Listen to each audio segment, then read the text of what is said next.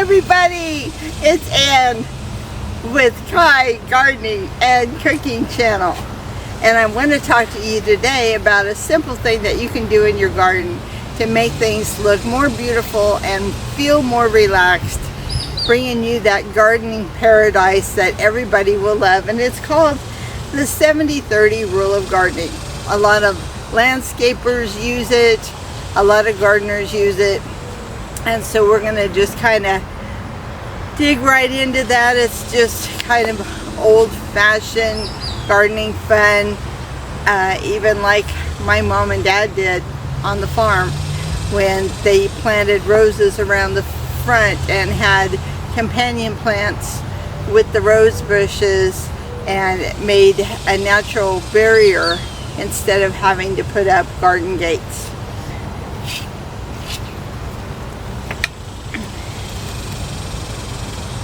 My trusty glasses so I don't get sidetracked today. So split your garden space into a showcase of magnificence with that 70-30 rule of gardening. You're going to keep your yard more stable that way. It's going to be beautiful and easier to maintain year-round. When you split your space into spontaneous accents with a reliable structure base, like using native flowers, experiments, softscapes and hardscapes, creating visual focal points and points of interest in the garden, the colors just pop year-round, from spring going into fall and winter. Beauty is vibrant. The garden feels more like a happy place that you want to be in. It's time to let it thrive, let loose, and just be yourself. Use hardy, long-performing perennial plants. A lot of structural plants like your shrubs, small trees. Now you can get dwarf trees. This year we bought some little dwarf cherry trees, and I think they'll only get about 6 foot tall and maybe 4 to 6 foot wide, so they're not going to get very big. And a lot of different bushes. It'll create a balance of color and stability and texture, and you can mix in your other annuals and perennials and your bulb plants. Add striking seasonal flowers and those delicate annuals that need some of the shadier spots. You can use that landscaping rule where you're splitting things, small stuff in front, medium stuff to the middle, and your larger plants in the back. That way you have a visual focal point. When someone sees, it's going to be like 3 tiers of flowers and veggies and whatever you're putting into your garden. But you're going to create that wow exclamation point in your garden with a visual highlight. So you can add little things like painted garden signs, for instance. Some of the neat little solar lights they have on the market that use different types of colors of lights that come out at night and make a focal point during the day. You can have themed areas, like we have a dragon themed area with dragons and fairies. We have a fairy garden area where I've made several different types of fairy gardens with different flowers, and they're in different spots throughout the garden. We have an area where I've grown mint plants to help deter pests and added patriotic stars and little accent pieces to the pot, changing the view of it and giving it a focal visual. So patio areas, deck areas, pathways that you make with mulch and rocks, like Kai said in one video, if you wanted to do red, white, and blue, you could use white rocks, red mulch, and do blue pots with different colors of flowers. If you use cover crops on some of your pathways to help choke out those weeds, it's gonna make sensational little resting spots. Add like little bistro tables, garden benches with different pillows. There's just all kinds of different things you can do. Wind chimes are another thing that you can add.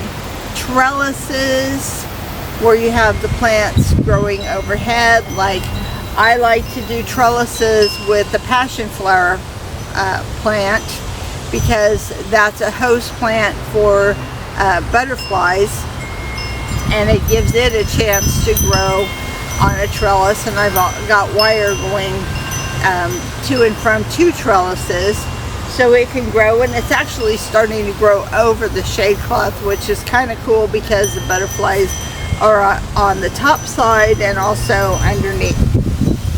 So define the core environment with the plant style that you love.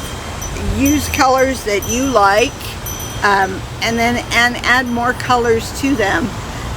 When one plant starts to die off, put something else there. Same way with your vegetables. Once you're done with one crop, rotate, put something else there. So define your core environment with the plant style that you love. Use plants that you like the colors, because it's going to make it something that's more appealing to you, and then add more colors. When one plant starts to die off, put another plant in there and replace it. Same way with your vegetables. If you're done with one garden bed, either get that garden bed ready to plant something else, or cover it up so it's ready to go for next year. If you're into bird watching like we are, you're going to want to make nesting spots, natural surroundings that invite nature, friendly nature. We're talking about inviting friendly birds. You can't always help what may show up in your garden.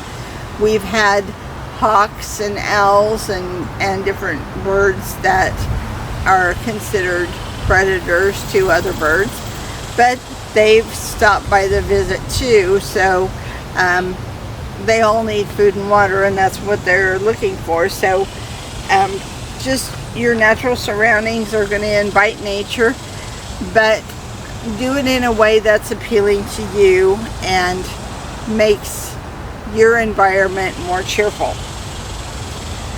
Save the pollinators by gardening without using pesticides, insecticides, any of those things. Garden as organic as possible. The more chemicals that you put on those plants, the more harm we're doing to nature. So keep that in mind. Combine your vegetables and flowers. Read up on companion planting. Roses, a lot of people plant roses just here and there and everywhere. They're learning now that the more companion plants they can put with roses, the better the roses will do, especially when a lot of roses this year have got the roselia and had to be dug up and destroyed, and then you can't plant anything there for several months because you have to repurpose that soil all over again. So keep all that in mind. If you have pets and kids, try to grow thornless as much as possible. There are a lot of plants that they're coming out with now, a lot of different berry bushes, even some of your roses now are thornless. And it makes it a lot nicer if you have small children. Nobody likes to worry about a child or pets getting hurt because of thorns, or even adults for that matter. you're walking in the garden, you can find an area that might be a little bit unstable and trip and fall, and you don't want to worry about falling into a patch of thorns. So keep all of that in mind. Follow that 70-30 rule of gardening and make your area pop. You're going to be so glad that you did. And like I said, anybody can do it. You don't have to be a professional landscaper to make your yard pretty. Just do what you want to do and make your garden area something that you are proud of and that you enjoy spending time out there in the garden, because the garden needs you. Once you plant it, it needs you for survival too.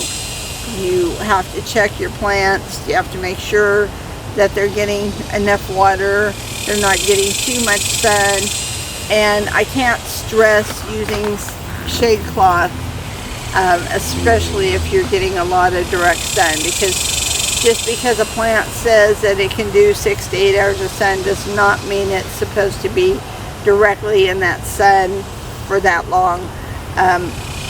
If you drive around, you'll notice that even old trees are suffering from sun scorch, where the leaves are turning brown and deteriorating, and there'll be big patches of things that are falling off because the heat is just too hard on them. So keep that in mind. Make sure that you're fertilizing with the right type of fertilizers and that you're feeding the soil, because your plants, they depend on you for that too. I do a lot of natural stuff where I use coffee grounds, banana peels, and eggshells and make a concoction that stinks to high heaven, but it brings life back to my plants and they seem to love it. So, and I have to dilute it because it is very powerful and very potent. So keep that in mind. Have fun with your garden and follow that 70-30 rule and make something that you're proud to share with other people. And I want to thank our sponsors, Kai, the Dragon Treasure, for all things tea, coffee, soaps that are more anime themed, but the flavors are fantastic. I definitely recommend the apple cider. It's one of my favorite. And if you use discount code Kai Dragon Media, you get 10% off on any of your orders. So I highly recommend that. It definitely does help two businesses out. And the other one is gardeningtshirts.store, which is a small business that's up and coming. Over 700 t-shirt designs, all themed with gardening. Lots of memes, lots of fun stuff. I highly recommend it. And that's gardeningtshirts.store. Give them a check out, see how things go. Make sure you check out some of the ones with the dragons on them. They're Kai Dragon themed for Kai Dragon Gardening and Cooking Channel. And as always, we love you so much. We are so glad that you are here with us. We enjoy doing this. We hope you get something out of our videos and that you're learning something new and something fun. We're excited about all of you, and we hope that you'll tell your family and friends about us and help us to grow too. We want to try and hit that first 1,000 subscribers and then keep on going. We want to grow with all of you. So thanks for watching, and we love you.